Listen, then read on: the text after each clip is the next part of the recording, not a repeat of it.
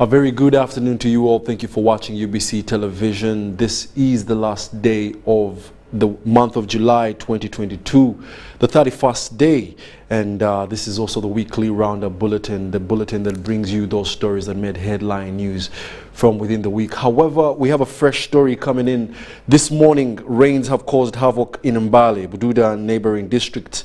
A number of persons are feared dead and property destroyed following floods emanating from the rivers that burst their banks in the wee hours of the morning in the mountainous areas. Rivers Manafwa, Nambale, Nabuyonga and Namalere burst their banks in the wee hours as rain pounded the areas, resulting into floods and landslides. And of course, a number of people are feared dead and property has been washed away.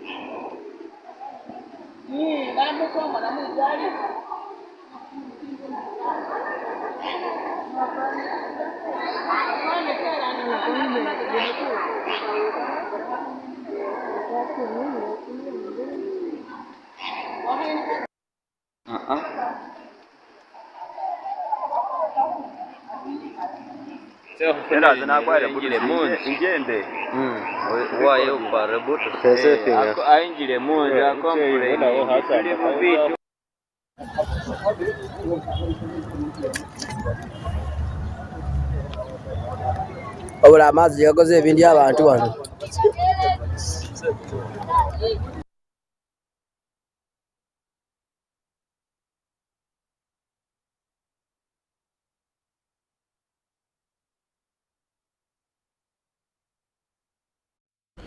Quite unfortunate right there. We hope that the Ministry of Disaster Preparedness can come to their rescue.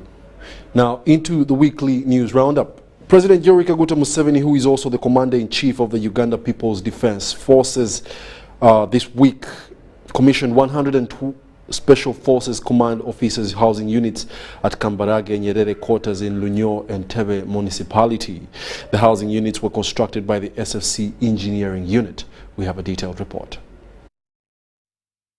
Each housing unit commissioned by General Yoweri Museveni has 3 bedrooms, a living room, a kitchen and store, and cost government of Uganda shilling 71 million. According to President Museveni, it wouldn't have been possible to defend the country with no or little pay for the UPDF until now that the NRM government has got money to enhance their salaries to a tune of over 1 million shillings.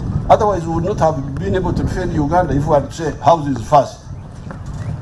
Houses first, salaries first. You would do. There was no money. So that's what we did. And I want to thank all the officers and all the NCOs and all the militants of NRA, of UPDF, of FRONASA for accepting that strategy of Kamwe Kamu Uganda. General Museveni said the reason why former African armies failed to defend themselves is because they prioritized salaries and good life. Now, if that time we had said we must pay ourselves, because that's what the problem of Amin's army and these African armies. If that, because when we fought with Idi Amin had an army of 20,000. We came with an army of 54,000 from Tanzania. He couldn't fight us because he had made the mistake of paying high salaries to soldiers. Each one had a car, private car. They started with building barracks. They had no weapons. The president was happy about the decision of the SFC engineering unit to use direct labor, which is cheap, while undertaking construction of the housing units. Save on our operations and put the money on the housing, but use labor, direct labor. He urged the SFC construction unit to continue with the good work. These Chinese companies you see here, Railway 18, I don't know what, these were former government companies and army companies. So continue, don't waste time with now private, what, no. Let's look for money for materials. The 60 billion we get, if 100 billion, when we get it, it should all be to buy materials and we do the building ourselves. Constructing these houses using our own engineers gives us a lot of advantages. First of all, we save a lot of money. To the Chief of Defense Forces, General Wilson Mbasumbadi, this is as a result of the 2008 needs assessment carried out by the Ministry of Defense and Veteran Affairs, adding that the housing units will spur togetherness in the army, among other benefits. Because most of the soldiers lived in the famous Mama Ingia Pole, while others opted to rent in very cheap slums, which not only compromised command and control, but also made these soldiers very vulnerable as far as their security is concerned. Apart from the advantage of command and control, soldiers staying together also improves esprit de corps, the sense of belongingness, but it also helps them benefit from the common user facilities that we always find in the barracks. The Commander, Special Forces Command, Brigadier General Felix Busizori, briefed President Museveni on how far the unit has gone in as far as improving accommodation for the soldiers. So when we completed the construction of these houses, we started on the construction of 80 housing units in Chigungu, in Makajo and Rehenjere, and right now they are at roofing stage. So we are also about to complete the Health Center 3 in Rinyo Barracks here, in addition to the health centers that we have, and it can admit 20 people. He added that installation of a brick-making machine is complete to reduce on the construction costs. We have finalized the installation of a block-making machine, and it has started the production. And this will significantly reduce the cost of construction. Your Excellency, sir, the machine can make 500 blocks per hour, and it's able to do hollow blocks, solid blocks, and pavers. Your Excellency, sir, we do all this using our own labor. For years since its formation, the Uganda People's Defense Forces UPDF has improvised for its soldiers who have prioritized the country's peace and security against their own welfare. Despite the poor remuneration, the UPDF remains one of the most popular institutions, attracting professionals in their ranks, mainly because of its professional training and discipline. Bernard Yiga, UBC News. In more news from this week, President Yoweri Kaguta Museveni said that Uganda is committed to ensuring sustainable use of the environment and natural resources, saying that this is critical and at the core of the sustainable development for socio-economic development and transformation, health, ecosystems, and also the human survival. He was addressing the Interministerial Conference on Migration, Environment and Climate Change under the theme Enhancing Cooperation in Relation to the Climate Change-Induced Human Mobility, including migration, displacement, and planned relocation. Officiating at the closure of the three-day Interministerial Conference on Migration, Environment and Climate Change in Kampala, His Excellency Yoweri Kaguta Museveni noted that the issues concerning migration, environment and climate change are not new to Uganda. He said majority of Ugandans are vulnerable with limited capacity to adapt to the new impacts of climate change and have continued to experience increased frequency and intensity of floods, drought and landslides associated with the impacts of climate change. In 2010, we had to relocate and resettle about 3,000 people from Mount Elgon sub-region, Bududa district in eastern Uganda, Kiryandongo district in western Uganda, after their home villages were devastated by the landslides on March 1st, 2010. According to President Museveni, Africa particularly is susceptible to climate change impacts, causing loss of lives and livelihoods. He said East Africa and the countries under IGAD rely heavily on natural resources that must be protected at all times. The changing climate and weather conditions are putting our economies, our communities, agriculture, health, water supply, hydropower production, road infrastructure, and housing at more risk and making us more vulnerable. We cannot afford to take no action. He reaffirmed commitment of African countries to the realization of the 2030 Agenda for Sustainable Development and Africa Agenda 2063. No country can address the challenge of climate change alone. We must work together to increase adaptive capacities while minimizing the negative impacts of climate-related displacements and involuntary migration. President Museveni rallied delegates to protect wetlands and plant more trees in their respective countries as a measure to cushion against environmental catastrophes. He added that wetlands, forests and open water bodies in Uganda contribute 40% of the rain the country receives, while 60% of the rain comes from the oceans. But here, what they call swamps are actually tributaries of the River Nile. So when you grow rice in the swamp, you are committing a very big crime. And this is us, it's not the Europeans. This must stop. Therefore, by interfering with the forest, interfering with the wetlands, we ourselves are destroying 40% of the rainfall of this area. So the countries of the Great Lakes, you really need all to watch. In Uganda here, I'm having war to make sure that nobody cultivates in the wetland. His Excellency Salva Kiir Mayardit, the President of South Sudan, who also addressed the conference, spoke highly of measures on climate adaptation and called upon countries to devote more resources towards climate change financing.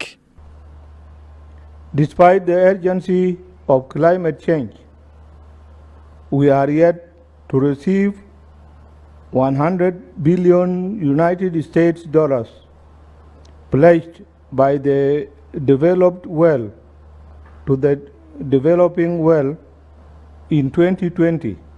Big polluters in the world must live up to their commitments and avail the resources. The three-day interministerial conference also saw heads of ministerial delegations signing and adopting the Kampala Declaration on Migration, Environment and Climate Change. It attracted high-level representatives from countries that included Burundi, Djibouti, the Democratic Republic of the Congo, Egypt, Eritrea, Ethiopia, Kenya and Rwanda. Others were Senegal, Somalia, South Sudan, Sudan, United Republic of Tanzania, and the hosts Uganda. Bernard Yiga and Dokas Kimono, UBC News. Still from this week, President Yoweri Kaguta Museveni said the problem of high commodity prices will soon be resolved. While addressing the nation on Wednesday evening, the president said that the problem came as a result of the lockdowns which induced low supply. He said that now that the economy is opening up, this will be solved since Ugandans have woken up and started producing. President Museveni has continued to attribute the current high costs of living not only to the COVID-19 shocks, but to various other global effects like Russia's war in Ukraine, increased global demand on petroleum, which is destroying the Earth's ozone layer. Now, after almost 100 years, something of using petroleum, it has turned out to be a big poison. When you use petroleum in cars, it increases the amount of carbon dioxide in the air, and the whole world, the carbon dioxide is like a blanket, does not allow heat to escape into the beyond the atmosphere, and therefore you endanger the climate of the globe. So after 100 years of using this material, the whole world is now saying, we are dying. He said that since petroleum is being phased out, it has caused scarcity on the global scene and high competition among countries that need to run their economies. It goes into everything. That's why you find even matoke from Bushenyi, from Chenjojo, is also expensive. Why? Because the vehicles carrying it are using fuel which is very expensive. So therefore, the question is, what do we do? Some people have been saying, remove taxes on some of the fuel. Others say, subsidize. But we have advised you that that's not wise. He continued to say that petroleum is being phased out now that countries are changing their sources of energy to solar, nuclear, wind and hydropower. Ugandans have been called upon to support the Global Climate Change Action Plan campaign of reducing 70% of fuel emissions to the earth by 2030. So recently, there was a conference in Scotland. I didn't go. But Dr. Gunda went there, and they said petroleum must not be used in cars after 20 years. So that's how now the companies which have been looking for petroleum stopped. They are no longer looking for the petroleum. They are no longer looking for new petroleum. So the small amount of petroleum which is already known, the price has now gone up. Even before the war in Ukraine, it had gone from I think it was $60, it had gone to $80. With the war in Ukraine, it went to now 100. He has also called for public support in adopting the electric vehicle market that Uganda is molding.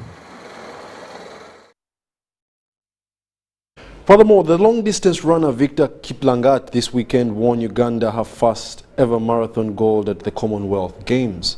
Kiplangat ran a fastest time of 2 minutes, 10 seconds and 55 microseconds to clinch gold in Birmingham on Saturday. Alfred Simbu, who's from Tanzania, clocked 2 minutes, 12 seconds and 29 microseconds, and Kenya's Michael Githai in a time of 2 minutes, 13 seconds and 16 microseconds, came second and third as East Africa completed a medal sweep. Stephen Kiprotich won 2012's London Olympics and 2013 World Championships titles, but no Ugandan had ever won a gold medal marathon at the Commonwealth Games before Saturday. He will very proudly be flying the flag for Uganda. He's very, very tired. It's been Australia. Uganda's Victor Kiplagat has written his name in history following an immaculate run that climaxed with marathon gold at the Birmingham 2022 Commonwealth Games. The race was very fine and I was very comfortable for today's race. But it was difficult for me to, when I was reaching 30 kilometers, I was feeling some fatigue in the leg, this right leg, but I try my best that today is my day. His image was shown to a global audience of about 1 billion, with many England towns and cities setting up giant screens like this one at Warwick University. Congratulations! Thank you. Kiplagat completed the 42-kilometer marathon in 2 hours and 10 minutes, and along the way decimated a field that had Tanzania's Alfonso Sumbu in second, while Kenyan Michael Githei finished in bronze position. Oh, brilliant, well done. First gold, isn't it? Well done. Keep performing, keep smashing it, guys. We love you. Welcome. The victory by the Ugandan youngster has elated not only those back home, but also the entire team down in Birmingham, led by the team leader, Hamson Oboa. Team Uganda has started on a high note in all fronts. As you are aware, Team Uganda already has a gold medal in marathon. And for me, I'm happy as I conclude my tour of duty as Minister of State for Sports. And I embark on a new journey of faith as the government chief whip. We are ending on a high note at the Republic of Uganda. I'd like to congratulate our team from athletics on the epic performance of our athlete who has got the gold medal in the marathon. And we look forward to more impressive performances on the track, in the water, in the ring that we're behind me right now. The dream is to have multi-sport, multi-user facilities for our country. Yesterday we were at some of the best stadiums that they have here in Birmingham. To be able to have a venue that can hold multiple events is what we would want to have as government, but also standard to the international required standards of the different sports. National Council of Sports General Secretary Dr. Bernard Patrick Ogwell allays fears about players' allowances that are delayed. Government has given us all the money, apart from the technicalities, which all of you are aware. The Minister of Finance have been assured, the Honourable Minister made a call yesterday and assured my team here that all the facilitations have been cleared for payment, and we shall be happy any moment from now. In the women's category, Uganda also had a decent showing with a 10th position. Now, after months of political anxiety, Soroti East this week elected a member of parliament. Herbert Ariko of the National Resistance Movement beat FDC's Moses Atan with 9,407 votes against 8,771. Ariko, who was declared the winner by Soroti City Returning Officer Christine Ayu, pledged to improve the welfare of Soroti City residents. We have a detailed report. Rockview Primary School, Selby. At exactly 10 minutes to 10 o'clock of Thursday evening, this announcement was made at Soroti University. I declare Ariko Herbert Edmond Okoro, who has obtained the largest number of votes, to be the candidate for Soroti City East constituency in Soroti City. It was a culmination of an action-packed day of 28th July 2022, which was of relevance in the history of Soroti City. NRM's Herbert Ariko reclaimed his parliamentary seat from FDC's Moses Atan, whose election was recently nullified over constituency boundaries. We understand a group of goons went and attacked the polling station and also damaged that ballot box. We condemn in the strongest terms such conduct, which does not bode well for democracy. And we want to assure the people that any such conduct shall be dealt with in accordance with the law. This condemnation by the Electoral Commission chairperson, Simon Byabakama, was in reference to some acts earlier in the day. One of the candidates was reported to have destroyed a ballot box at Malera, one of the areas in Soroti East. Moses Atan justified his action, claiming acts of ballot stuffing. 42 people had voted, but the ballot box had more than 400 votes. And indeed, when we took charge, you can see the turnout in Omalera B was less than 50%. The only polling stations where they managed to ballot stuff is where they have had. We have all the evidence. At the end of the day, Herbert Ariko emerged victorious, a victory that his FDC counterparts disputed. We would like to implore our friends that the time for politicking is over.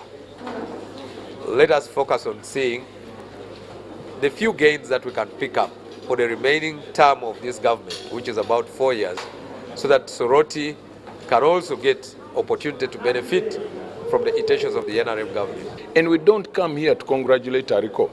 He knows deep in his heart, he has had to hurt people, he has had to cause people to be arrested, he has had to put our agents on gunpoint. Aloetakum, Catholic Church, Aloetakum. Those who had been picked as my agents were taken to the regional police, Eastern Division Police Post, and taken back by Tango Doi to go and sign the DRA forms on gunpoint. The only move is forward. We shall continue to pursue our constitutional right, to pursue our civic rights, and we will continue to tell all Ugandans that this is not the place where we want to be. As to whether they will challenge the election results before the courts of law, only time will tell. Henry Okrut, UBC. In other news, the Minister for Justice and Constitutional Affairs, Norbert Mao, this week promised not to stop criticisms towards government on the issues pertaining Ugandans while in his new post. Mao communicated this during the handover ceremony of this office from the former Acting Minister of Justice and Constitutional Affairs, Wilson Mululi Mukasa. The function was held at the head offices of the Justices and Constitutional Affairs Ministry in Kampala. Minister for Justice and Constitutional Affairs Norbert Mao has officially received instruments of office. Former Acting Minister for Justice and Constitutional Affairs Wilson Mululi Mukasa handed over the office to incoming Minister Norbert Mao at the Ministry of Justice and Constitutional Affairs headquarters here in Kampala. And God before us, God behind us, God in our sides, we should be able to move forward. During the handover, Minister Wilson Mululi Mukasa highlighted on the workload that awaits Minister Norbert Mao. Determining, formulating and implementing policy and programs of government, as well as supervising all the institutions affiliated to the ministry. It's improvement in the corruption perception and democratic indices, increased case disposal rate. We need to establish the Constitutional Review Commission. This is a key issue, and it is something that is anticipated by everybody. Minister Mao applauded President Museveni for having given him a chance to play his role in the development of Uganda. What we are doing is not a substitute for government. It's like a scaffolding. But if my good ideas that are in this document are not treated I believe that that will not be the case. We will bring many of the issues that we have been quarreling about to the table. Mao, however, added that his position will not deter him from positively criticizing the government. I remain a leader of an opposition party, and perhaps occasionally you will hear me saying things which will make you cringe. There will not be many, it will not be daily, because I want my energy to be focused on the work that I've been given now. Robert Kasande, the Permanent Secretary, Minister of Justice and Constitutional Affairs, decried the challenges still faced by the ministry. Backlog of cases in our courts. As you know, the judiciary has improved its funding, and therefore they are opening up courts all over the country. They have hired more judges. This calls for equally the office of the DPP and the attorneys in this ministry to be facilitated, to increase the numbers so that we can match what the judiciary is doing. Bravo Mao, I want to pledge loyalty that we shall work with you. We work as a team, we work as a unit here, all departments. Each one is interlinked and connected to the other. Also present at the handover was Emeritus Minister for Justice and Constitutional Affairs, Professor Ephraim Kamonto. And indeed, he mentioned that sectarianism has been a cancer in our political system. Patriotism, feeling in Uganda, in our country, the feeling of oneness.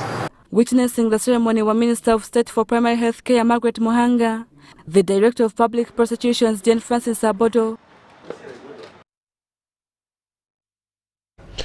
Government this week committed to acquire a loan of $600 million to commence the rural electrification project. This was disclosed by the Minister for Energy and Mineral Development, Dr. Ruth Nankabirwa, while commissioning Karuma Hydropower Community Development Action Plan projects in Noya and Chiriandongo districts. The Uganda Electricity Generation Company Limited has committed the 2nd of October 2022 to switch on the first of 6 turbines at Karuma Hydropower Plant to start providing electricity to the eagerly awaiting community. Now we are approaching the end where those non-conformances have been addressed, and like I said, come October, in November, December, we are commissioning the first 3 units. And then the other 3 units will come next year. The commissioning of Karuma Hydropower Station is expected to provide surplus power to meet the country's consumption. In talking about unreliable power, intermittent power, power outages, expensive power, with this hydropower coming on board, we are going to solve those problems. Government is set to acquire a loan of $600 million from the World Bank to restart the electrification project to extend power lines to rural communities for easy connection. We have negotiated with the World Bank and we have convinced them that the problem of connectivity is big and we needed more money. UEGCL, through Community Development Action Plan, has constructed fully fledged classroom blocks to schools in project host districts of Chiriandongo and Noya for proper coexistence. Once we commission Karuma, from our revenue sources, we'll have a component for corporate social responsibility, and through that, we'll continue to supporting the surrounding communities of Karuma Hydropower Project. The community leaders are appealing for more favors from the government, and the affected families are calling for expeditious compensation. While this project is moving towards completion, the bigger parts of Noya district have largely remained unconsidered for electrification, as the SC3 highlighted. All they need, Honorable Minister, is the transformers. The commissioning of Karuma Hydropower Station is expected to spur socio-economic transformation of these host communities. Minister Nankabirwa urged leaders to mobilize and tap into the pending opportunities. Come up with enterprises which you can collect in volumes so that we can add value and then get market for you. The 600 megawatts Karuma hydropower station has costed the government approximately $1.7 billion and is set to be commissioned in a phased manner starting on the 2nd of October 2022. Its operation will spur economic transformation to the country, especially in the West Nile districts, by connecting them to the national grid. Abdul Nasili Luwama and Lydia Chomkama, UBC News. In more news from this week, the Senior Presidential Advisor, Resident District Commissioner Secretariat, Lieutenant Colonel Ambako Chibrai, this weekend cautioned resident district commissioners, resident city commissioners and their deputies against the abuse of office and being ideologically bankrupt. Addressing the commissioners during their ongoing orientation retreat at the National Leadership Institute, Chankwanzi, Lieutenant Colonel Chibrai said that if one is sectarian or tribalist, it is a sign that they are ideologically bankrupt.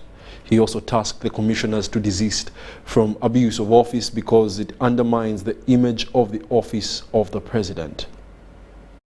If the committee meeting, you don't know how to start opening the meeting. Huh?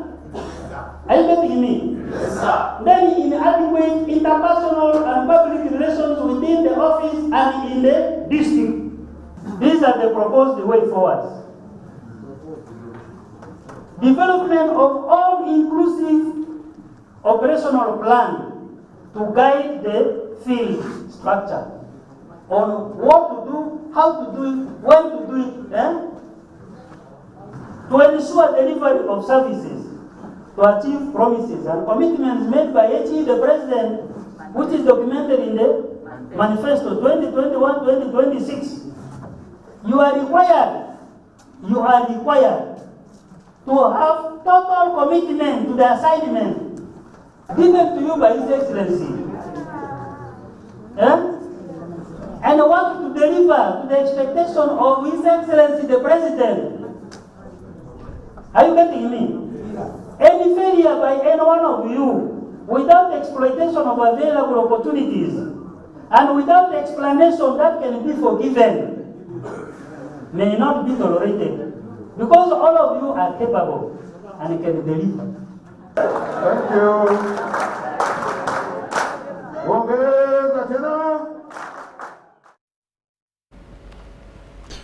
Uganda Change Agent Association, together with the Ministry of Labour, Gender and Social Development and Kampala Capital City Authority, this week partnered to ensure street children are taken back to their home districts.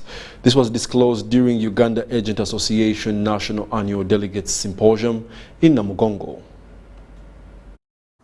Thank you very much. The chairperson of Uganda Change Agent Association has appealed for closer partnerships with communities to improve their livelihoods. We are there working with the people to improve their living. But together, we would like people to give false expectations. There's nobody who can come and give donations and give support without one's involvement. So one should come up, identify an area where one feels like can have a viable program, an area which can, if started, can improve on his living and can be sustainable. Let's not be excited. Let's be very realistic. For them, it's not like before when a woman used to think that it's a man to provide, but these days we have seen women being empowered. The executive director of Uganda Change Agent Association advised agents to participate in poverty alleviation activities in their communities. An NGO and as a service provider, and we worked in, we fall under socio-economic empowerment, and we have a lot to do with the Ministry of Gender, Labour and Social Development, and particularly we have been implementing child protection project targeting the street-connected children from Karamoja region and taking them back. And this project involved rescued the street-connected children from the street of Kampala, and then we rehabilitate them, and then we resettle them back Some of the agents of these regions brought out challenges they are facing while delivering their services to communities. They appreciated Uganda Change Agent Association for the mindset training and projects towards communities in different regions. Steps help us strengthen the powers of the boards and the executives. So, and the decision is made at those levels, following the resolutions which we have agreed.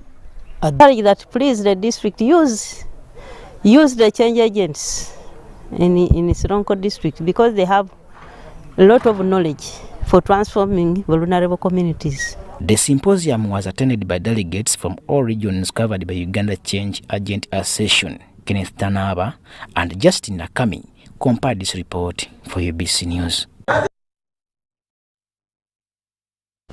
We'll now take a short commercial break and return with the weekly business roundup. Vimba! Ni MTN Kabode Super as you pay mpola for this smartphone. Make calls, update your WhatsApp status, watch YouTube, and Google anything under the sun with 2 GB worth of data every month for 7 months. Simply make a small deposit of 99k and pay the balance mpola. You can pay in daily, weekly, or even monthly installments while you enjoy your new phone. So what are you doing today? Visit any MTN shop near you and get the MTN Kabode Super easy.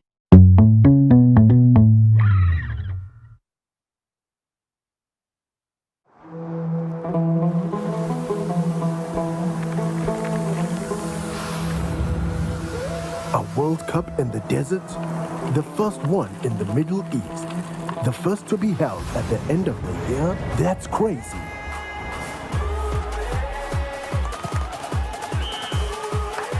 Get ready for spectacular moves, high-flying saves, unbelievable goals,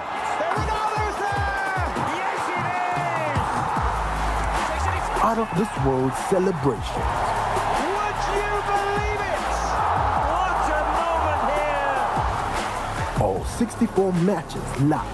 That's over 5,000 action-packed minutes of the FIFA 2022 World Cup Qatar. Now that's crazy. Catch all the action only on SuperSport, your world of champions. On Gold TV, love it. Enjoy more GBs for the same price on Airtel. Shareable using 2 Gabonais. We have increased GBs across all your favorite packs. Now, 4 GB is at 10,000 shillings and 10.5 GB at 22,500 shillings, all valid for a week. For the heavy data users, enjoy 24 GB at 50,000 shillings and 50 GB at 100,000 shillings, all valid for a month. Dial *175# or use the My Airtel app to buy these and more affordable weekly and monthly data bundles on Airtel, the smartphone network. Are you a player in the tourism sector with a struggling business following the COVID pandemic? UDB, in partnership with European Union, is providing financial assistance to businesses operating in the tourism sector.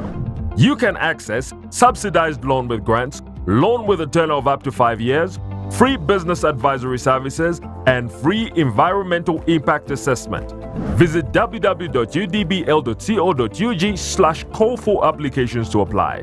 Deadline for submission is 31st October 2022 at 5 p.m. For more information, please call 0414 355 509.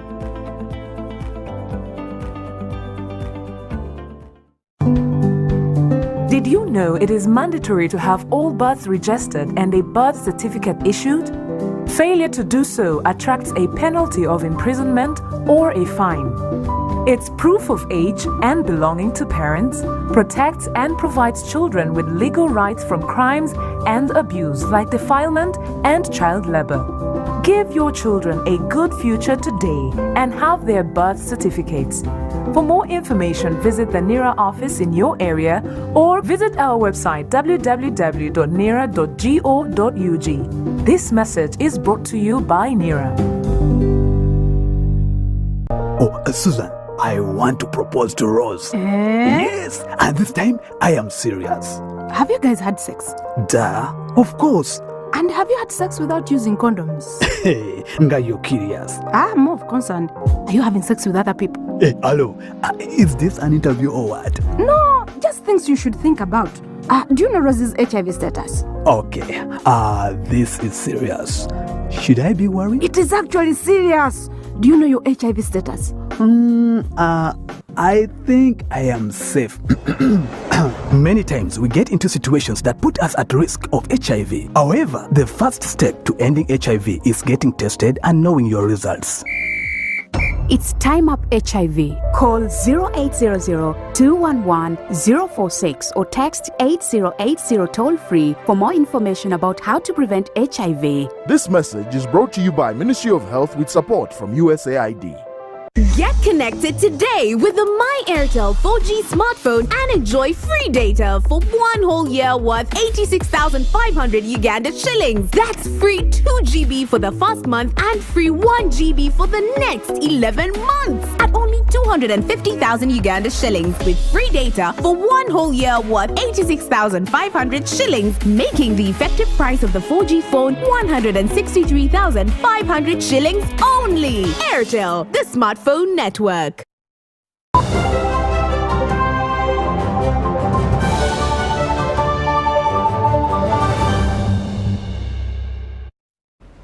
Welcome back. You're still watching the News Roundup edition of the Lunchtime News. We now take you into business. Now, rising political temperatures in neighboring Kenya ahead of the general elections is likely to take a toll on Uganda's most preferred Northern Corridor route. While unveiling the partnership with Texol of the United Arab Emirates, Starbucks International Marketing Manager, Tim Gilbert, disclosed that they are monitoring the situation and utilizing other routes. Kenya, an East African Community member country, has entered full electioneering mode with the general election slated for the 9th of August 2022. As the election draws closer, Uganda's business community involved in imports and exports are wary of the political developments. The situation is getting dynamic all the time, and there are so many factors that have been blended into this current crisis. You know, we are having our brother in Kenya having elections coming up in a few weeks, and the lesser the days to the election, the more tense the situations around the borders and the trade. As the saying goes, once beaten, twice shy, the oil marketing companies led by Starbucks International have in the recent month resorted to utilize Tanzania's Dar es Salaam port as well as Tanga. We chose the Central Corridor route because we saw a big advantage in the future. It is more stable. It is not prone to a lot of challenges like crossing of the border because it is connected with Mwanza and Kampala through the Lake Victoria. So when we use both the marine and the rail, you find that there are some costs in between that are brought down. This was disclosed at the unveiling of a partnership between Starbucks International and Texol lubricant manufacturers from the United Arab Emirates in Kampala. The collaboration is expected to provide alternative high-end and mid-range products for motorists. Things are more favorable now. Even your government has supported us. UNBS has tested our products, and I think they have also approved it. By the way, we are already IOC certified plant, and our product has been tested by most of the OEMs, original equipment manufacturers, and we are confident enough that our products are giving a good performance across Africa. From the white petroleum products, we launched gas at COVID time. We launched gas, and today we are launching lubricants, and many more will be coming. With Uganda planning to set up its own fuel refinery in the near future, which is part of its downstream phase of oil and gas venture, government is confident of having such products manufactured locally. You refine the usual products that you are conversant with, but in addition to that, we have petrochemicals where all these lubricants will be catered for. We're only looking forward to that time, and then the trend of business here will change. Dennis Igoa and Juman Samba for UBC News. Vimba ni MTN Kabode Super as you pay mpola for this smartphone. Make calls, update your WhatsApp status, watch YouTube, and Google anything under the sun with 2 GB worth of data every month for 7 months. Simply make a small deposit of 99k and pay the balance mpola. You can pay in daily, weekly, or even monthly installments while you enjoy your new phone. So what are you doing today? Visit any MTN shop near you and get the MTN Kabode Super easy.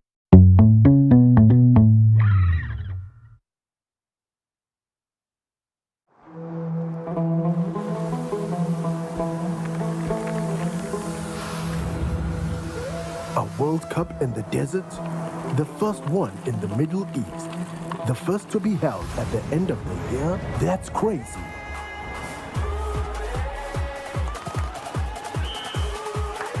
Get ready for spectacular moves. High-flying saves. Unbelievable goals.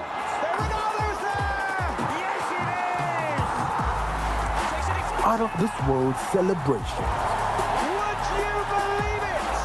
What a moment here! All 64 matches live. That's over 5,000 action-packed minutes of the FIFA 2022 World Cup Qatar. Now that's crazy. Catch all the action only on SuperSport, your world of champions. On Go TV. Love it.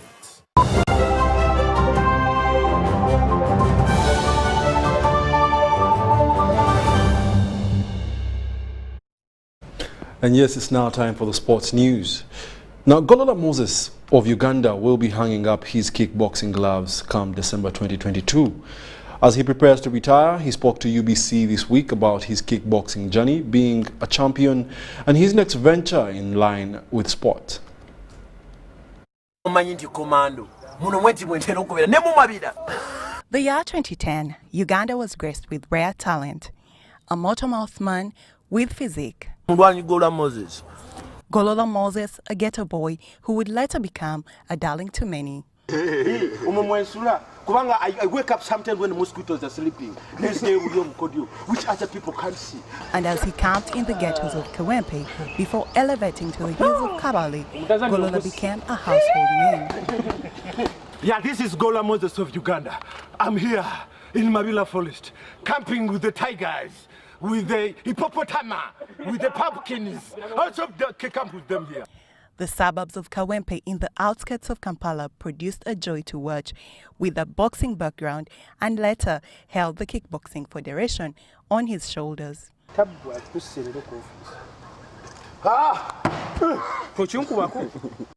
His first intercontinental fight against Andres Nagy of Hungary was the most popularized, and since then he has never looked back.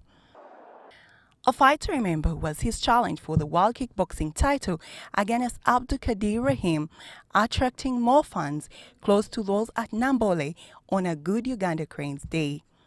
Travel, fame, Golola has had it all. One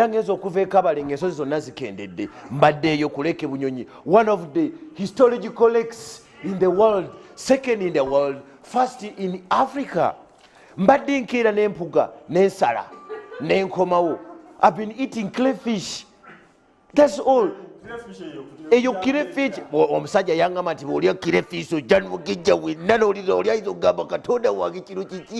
But as they say, even the one who tills the soft ground goes home. The East and Central African champion is retiring. I think it's the right time to hang up the gloves because I thank God that I've got what I was praying for. I've got the fans, I'm a champion.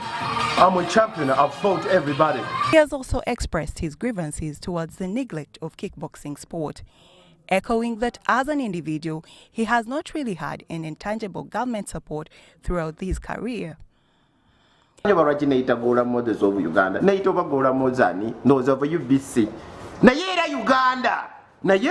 Chovola abantu nze sigenda kulinda gwanga because nti osanga sirirake omanyi waliwo abantu abalirake. His next ventures, he wants to contribute to the development of kickboxing, champion social campaigns in environmental conservation, gender empowerment, among others. Golola will fight South Sudan's James Majok in his last match due 9th December 2022. James Majok defeated Golola in Juba late last year. And as he retires, he leaves a legacy and big shoes to fill. Grace Joyce Kemigisa, UBC News. Golola Moses of Uganda retiring. We'll miss him. The cricket cranes are training in the Entebbe in Entebbe as they prepare for the last round of the ICC Cricket World Cup Challenge League B tournament. The tournament will be played in Jersey between the 2nd and 15th of August 2022. Following its T20 World Cup qualifiers in Zimbabwe, where they came in 4th in Group B, the Cricket Cranes entered camp in Entebbe to train for the forthcoming last round of the ICC Cricket World Cup Challenge League B qualifier. And yeah, the boys are preparing to depart on Friday. Experience again. You know, we played against some very highly rated sides. We lost 2 games to teams that went to the World Cup last time. And I think again we keep learning. We learned a lot from Netherlands and PNG, and hopefully those lessons will be shown off on the field when we go to Jersey. I think we will always try things out. Deus Momuza is back and he's fit again, so hopefully he'll be in the side. Uganda had a very good start in the League B Challenge, winning all its matches in the first round that was played in Oman in 2019. In the second round, played here in Uganda in June 2022, the team came in third with 6 points after winning 3 matches and losing 2.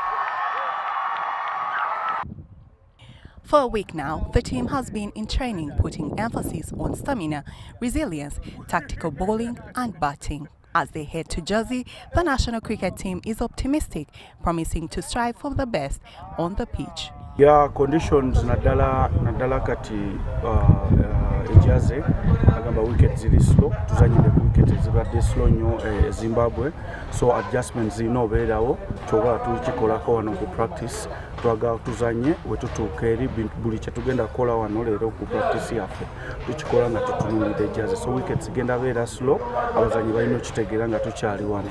The League B Challenge is part of the qualification pathway to the 2023 ICC Cricket World Cup in India. The last round of the ICC Cricket World Cup Challenge League B tournament will be played in Jersey between the 2nd and the 15th of August 2022. The Cricket Cranes will face Jersey in their first match on the 5th of August.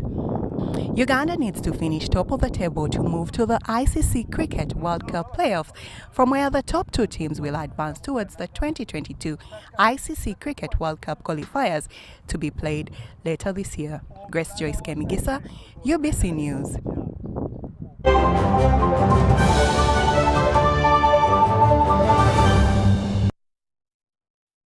Yes, and that brings us to the end of our roundup. Well, we are into the first month of the first quarter of the 2023 financial year. That brings us at least halfway the year. So much has been done, but so much is also yet to be done. Look at your New Year's resolutions that you made in January and see how far you have achieved. Perhaps you have achieved most of them, and it's about time you take vacation. Otherwise, thank you for being a lovely audience. My name is Wadulo, Arnold, and have yourselves a lovely Sunday afternoon.